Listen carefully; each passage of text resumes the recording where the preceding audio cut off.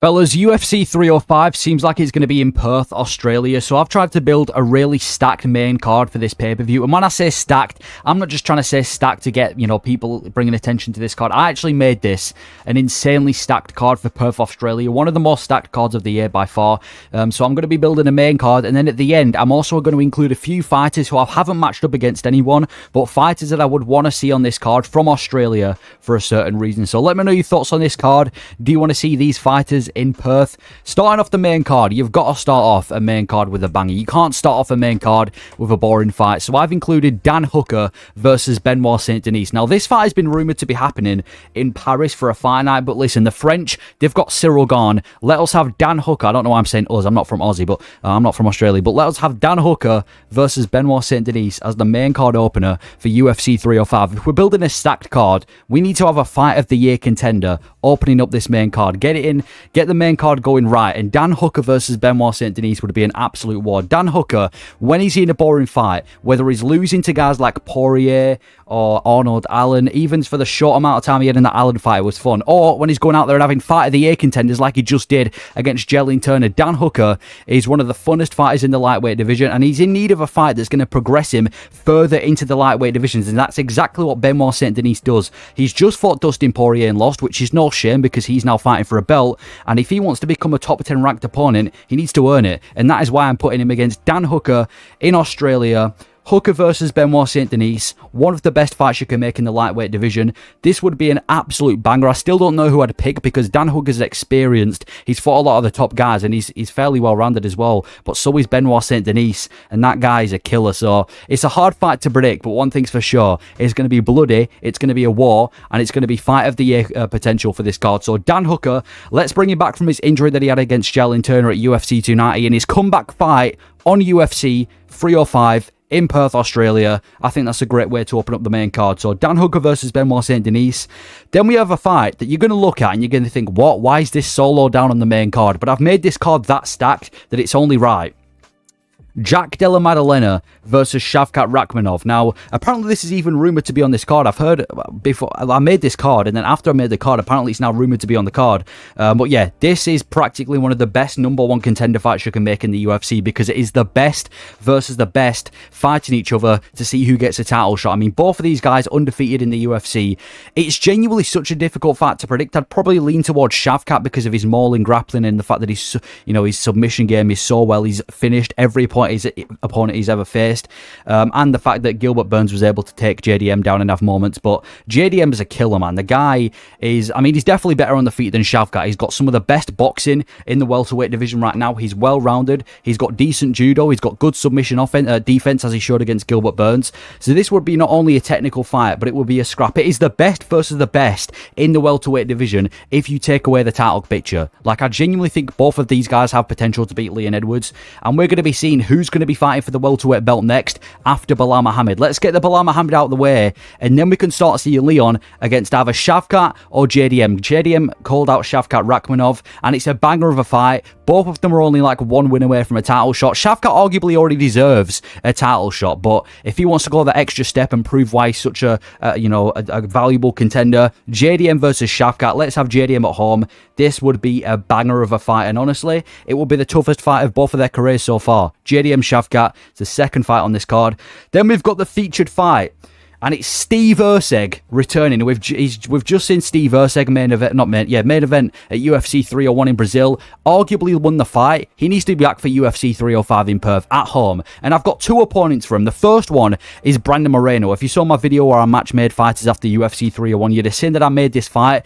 I think this will be a cracking matchup. It's a stand-up. This is just another war. This card is full of fun fights. I mean, this will be a fun fight. Both of them so good on the feet. Steve Erceg, his scrambles are amazing. His grappling that he just showed against Pantoja was great as well, and Brandon Moreno has got the experience at the high level. He's on a bit of a downward slide right now, losing to Pantoja and Royval, but those are both the best in the division, so there's no shame in that. The winner of this fight can get a title shot, in my opinion, or at least if Erceg wins the fight, he can get a title shot. Most people are calling for him to get a title shot already, so if he can beat Moreno, fuck it, give him a title shot. So Steve Erceg versus Moreno, but apparently Brandon Moreno is wanting to take some time off, and if that's the case, why not have some Aussie on Aussie violence? Kai Kara-France versus Steve Erceg. Kai Kara-France is in that same position too. He's only like one fight away from a title shot because the fight he had against Amir Albazi was super close. Most people thought he won that fight. So if he can go and beat Steve Erceg, who's just had a competitive fight against Pantoja, that pushes Kai Kara-France straight back into the title picture.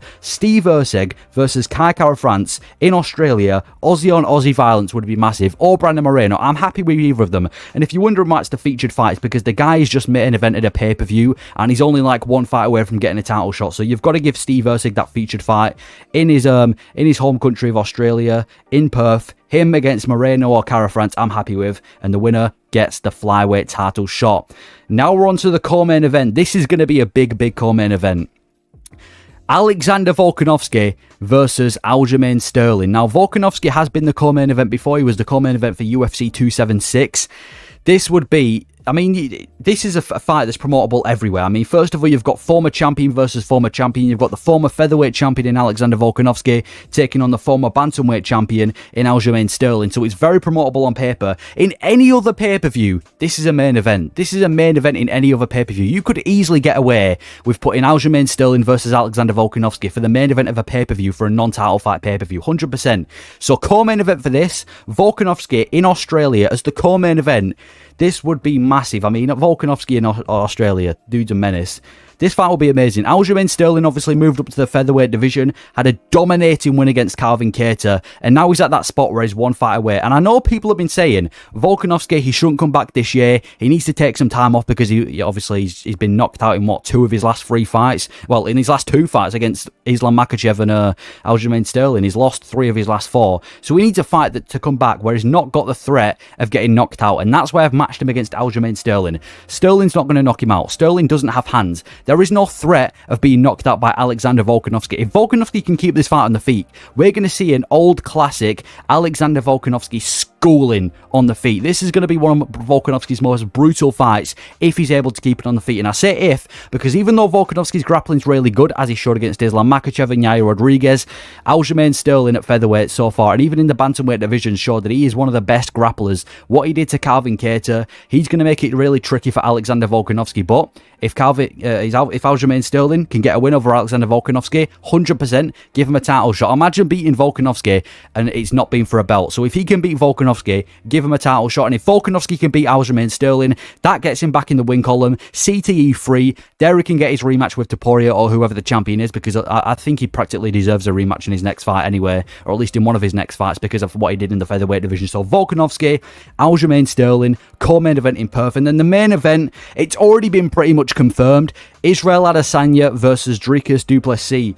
Yeah, this is a really interesting matchup. I know a lot of people are going to say, oh, Adesanya doesn't deserve the rematch. It should be Strickland. Listen, everyone in the middleweight division is booked. Strickland's booked. Whittaker's booked. Cannonier's booked. Don't get me wrong. In a few months' time, when all these fights are done, we're going to have so many contenders. But as of right now, the only fighter for a Dricus Du Plessis is Israel Adesanya. So unless you don't want Dricus Du Plessis to fight for another year, we've got no choice but to put him against Adesanya, which I don't even mind. Adesanya's a massive star. Dricus Du Plessis is trying to build his profile as a fighter. This will be a big fight, and the rivalry as well, the build-up between these two, the rivalry of Adesanya and Dricus Du Plessis, that would absolutely sell. And then the fight itself, it could go either way, because you've got the experience of Israel Adesanya. He's a great striker, super technical, and Dricus Du Plessis being the all guns blazing, unorthodox fighter he is. I could definitely see Israel Adesanya catching Dricus with a big shot and winning that belt back in Perth. Or Dricus Du Plessis could absolutely run through Adesanya like he ran through Whittaker and Sean Strickland, and he could completely overwhelm Adesanya with his grappling, and I think he has the capability to do that. So it's an even fight. It's a fairly even fight. Adesanya, Dricus Du Plessis, main event for a title fight at UFC 305 in Perth.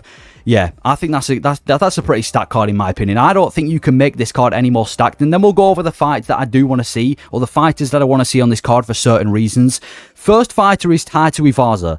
I want to see Taito Iwaza because I don't know how long he's got left in the UFC. He's lost his last 4 fights, all by way of finish. So, if he loses another fight, I want his last fight in the UFC to be in Perth, because let's be honest, if he loses another one, he's getting cut. So I want his last fight to be in Perth, in front of his boys, and I want him to put on an absolute showcase, and if he loses, at least he goes out in front of his hometown. Or, if he gets back in the win column, I want him to get back in the win column in Perth. What better way to get back in the win column after a 4-fight skid when people think you're going to get cut from the UFC than to do it in your home country? I think he's from Australia anyway, it might be from New Zealand. It's from one of the places, you know what I mean? To Iwaza, it needs to be in Australia if it's going to be his last fight. So, Taito Iwaza, if he's going to fight again, I want it to be in Australia. I also want to see one of the Tarpa brothers on this card, because those guys bring it every single time. I mean, which brother was it that stepped in on short notice against DeLima and then his leg got chewed up? That was just a BMF move right there. I want to see one of the Tarpa brothers on this card as well, somewhere on the prelims. I also want to see Carlos Ulberg on this card. I know he's got a fight booked against Alonzo Menifield, but that guy, if he can beat Alonzo Menifield, he's going to be a ranked light heavyweight, no doubt. And then from there, we can see Ulberg face one of the top light heavyweights of the world in Perth, maybe even a prelim headliner, who knows. So that is my UFC 305 card. I think it is insanely stacked. That's probably the most stacked card I've built. You've got Volkanovski on there, Adesanya on there, Sterling on there, and then you've just got a bunch of fights that are absolute bangers, a few #1 contender fights as well. So let me know your thoughts on this card of UFC 305 in Perth, and yeah, thank you for watching.